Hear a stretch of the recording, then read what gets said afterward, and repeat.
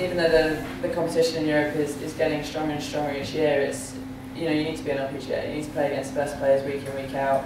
And it just so happens that I've just not been able to go to Q School the last few years. I had an injury one year, and last year I would have had to pull out of Solheim, so wasn't really going to do that. And so yeah, but hopefully I'll get a few invites this year and either get my foot in the door that way, or I'll have to go to Q School at the end of the year.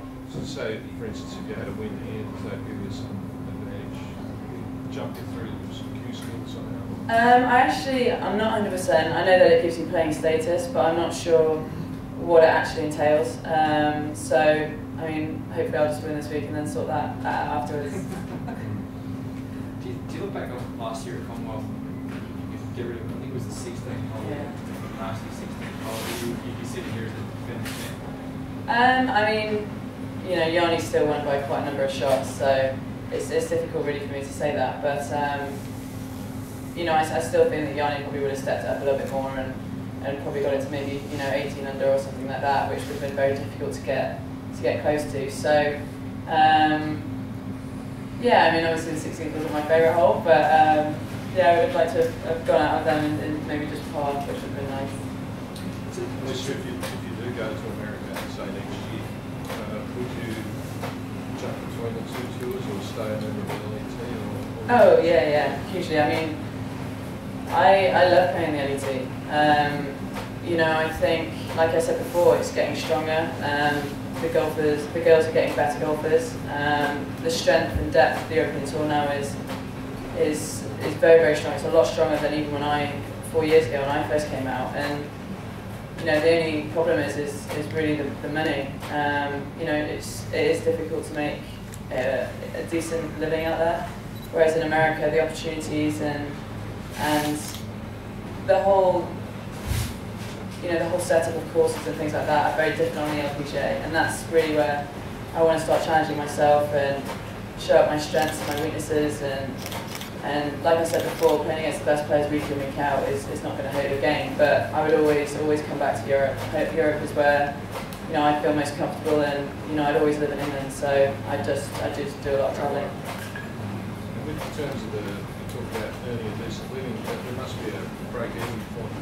I don't know, would it be 100 grand or 100,000 euro, or what is it with all the travel you have to do? Yeah, I mean, it's obviously a lot of money. Yeah, I mean, you know, I'm very fortunate. I have great sponsors and that support me, and you know, I've been playing well the last couple of years. But a lot of the girls, you know, really struggle, which are playing well. Which is the worst thing about it is, you know, it's not like the men's tour where you keep your card and you earn 250,000. It's keep your card and you earn 30 grand. So, which is not even going to cover their expenses. So it's tough for the girls that are kind of, you know, week in, week out, finishing 40th, 30th, which are playing well, but they're just not earning. You know, unfortunately not earning a decent amount of money. So with that in mind, I mean, you had quite the year last year, big breakout year. Yeah, it was great. It was to, you know, to win in any year, you've had a great year, so to win twice was nice. Obviously Simon was a huge highlight for me. It was probably the best golfing week of my life. I really enjoyed playing it. It was a lot of fun, especially to beat the Americans, which was amazing. But yeah, it was a consistent year last year. You know, I've had a couple of consistent years, but I really felt last year I felt a lot more comfortable in contention and you know, managed to pull through a couple of times. Well, Gladys found that the LPGA really wasn't for her, and she wants to come back to Europe. So you talk to players like her and say, well, what were the pluses and minuses of trying to play in the States? I think it's very different.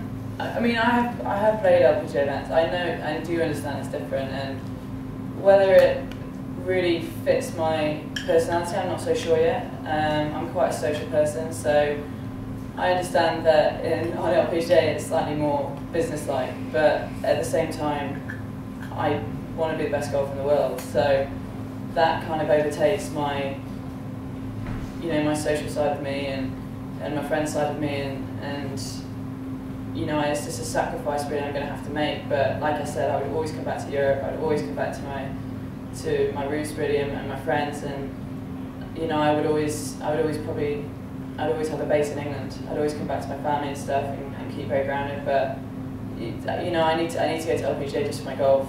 You know, if I stayed in Europe, like I said, I get stale, which I couldn't handle. So. What has to happen to the game you become more professional? My biggest weakness really is probably my mental strength. Really, I'm very hard on myself. I'm a very impatient person, especially on the golf course. So, you know, when it flows, my state of, my mental side of me is it's good. It is very strong. You know, I can produce things that, I know I can produce, but a lot of the times I do get in my own way. So that's certainly something that I'm going to work on very, very hard this year. It's sort of a deal in the back of my head that I'm always trying to fight, but it's certainly going to get better. And I just basically get in my own way sometimes. That's it. Help? No. No, I'm a big believer in. Battling along. Yeah, no, I'm not. I mean, what I'd say about it, I wouldn't say it's an absolute weakness, but it's something that, obviously to get to the next level, that's really what I need to work on. Lots of girls have sports psychologists working. Yeah.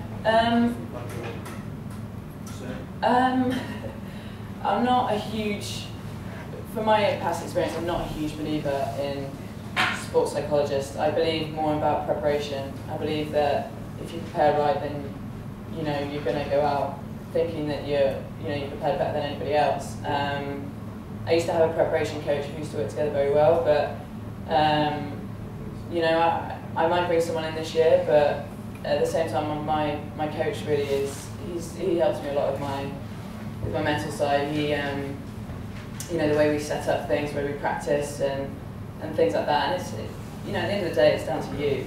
If you can't do it yourself, then there's no one really there's no magic wand really that's gonna just change it all of a sudden.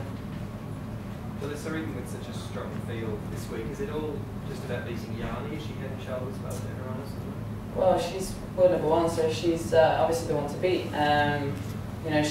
She had a fantastic year last year, 13 wins or something ridiculous like that. So her strike rate's pretty good. But you just gotta, you've got to shoot low around here really against these girls.